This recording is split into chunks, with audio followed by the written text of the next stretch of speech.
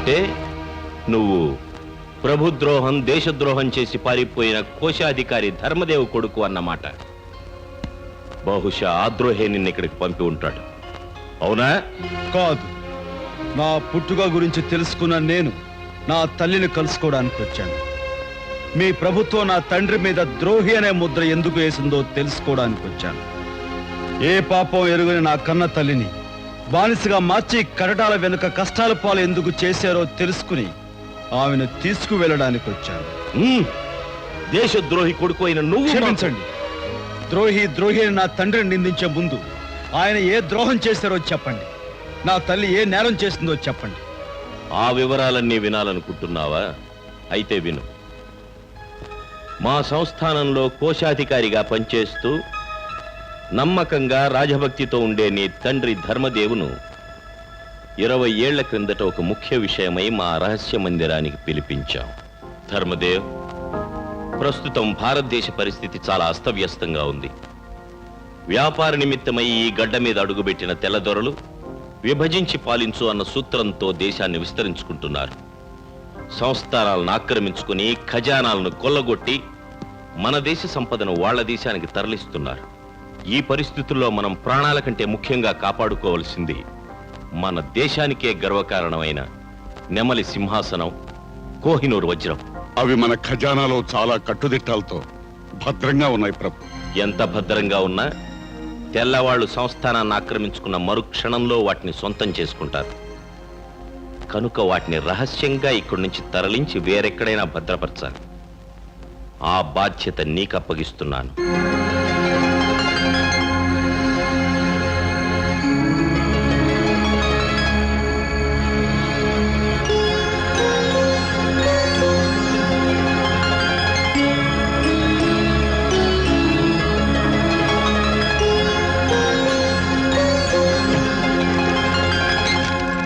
మీ రాక కోసం నేను బాబు ఎదురు చూస్తూ ఉంటామండి. బాబు, అల్లరి చేయకూడదు. అమ్మ మాటే వినాలి. అలాగే నాన్న. ఏమిటి సమరసింహ, నువ్వు చెప్తున్నది నిజమా? అవును మహాప్రభు. నమ్మిన బంటుగా విశ్వాసపాత్రుడుగా నమ్మించిన ఆ కోశాధికారి వెన్నుపోటు పొడిచాడు. అడవి మార్గాన మేము వెళుతుండగా మన వాళ్ళందరినీ తూట్లుగా కాల్చి ఆ సంపదను ఎత్తుకుని పారిపోయాడు. ఆ విధంగా మా సంస్థానానికే కాక దేశానికే గర్వకారణమైన ఆ సంపదను తీసుకొని మోసంతో ద్రోహంతో తోటి మనుషుల్ని హత్య చేసి పారిపోయాడు నీ తండ్రి ధర్మదేవ్. అందుకే భర్త చేసిన నేరానికి శిక్షగా నీ తల్లి బానిస బ్రతుకుతోంది. సమరసింహుడి సాక్ష్యం తప్ప మరే ఆధారం లేదు. నా తండ్రి ఆ ఘోరం చేశాడు అనటానికి ఆ సిపాయి తప్ప వేరెవ్వరూ సాక్షులు లేరు. ఒక్క మనిషి మాట నమ్మి నా తండ్రిని ద్రోహిగా ఎలా నిర్ణయించారు ప్రభు? ద్రోహి కాకపోతే ఇన్నేళ్లుగా ఆ సంపదతో ఎందుకు తిరిగి రాలేదు? ఏ దుర్మార్గులైనా దాడి చేసి దోచుకుంటారేమోనన్న భయంతో రాకపోయి ఉండొచ్చుగా. అలా నువ్వు సమర్థించినంత మాత్రాన కనిపించే నిజాన్ని కాదు అని ఎలా ఒప్పుకోమంటావు? ఒకవేళ ఈనాడు మా నాన్నగారు తిరిగొచ్చి నిజాలు బయట పెడితే ఆయన్ని మన్నించి వదిలేస్తారా?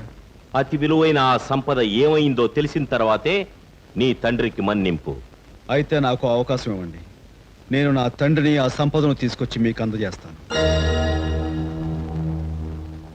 సరే, ఒక్క షరతు. నీ తండ్రిలాగే నువ్వు కూడా కాలగర్భంలో కలిసిపోయి కనిపించకుండా వెళ్ళిపోతావేమో.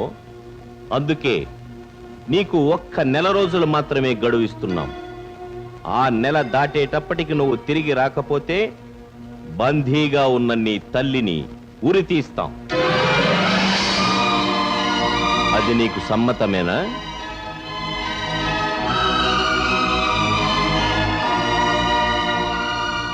మీ షరతుకు నేను ఒప్పుకుంటున్నాను. ఈ రోజు నుంచి 30వ రోజు ముగిసేలోగా నా తండ్రిని ఆ సంపదను తీసుకొస్తాను.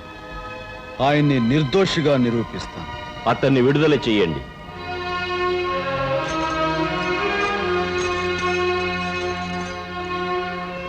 అమ్మా, నా ఈ ప్రయత్నంలో నేను గెలవాలని దీవించమ్మా.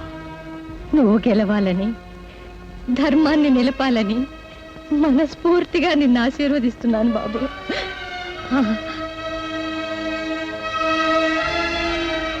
ఇందులో మీ నాన్నగారి బొమ్మ ఉంది. అదే నీకు శ్రీరామ రక్ష అవుతుంది.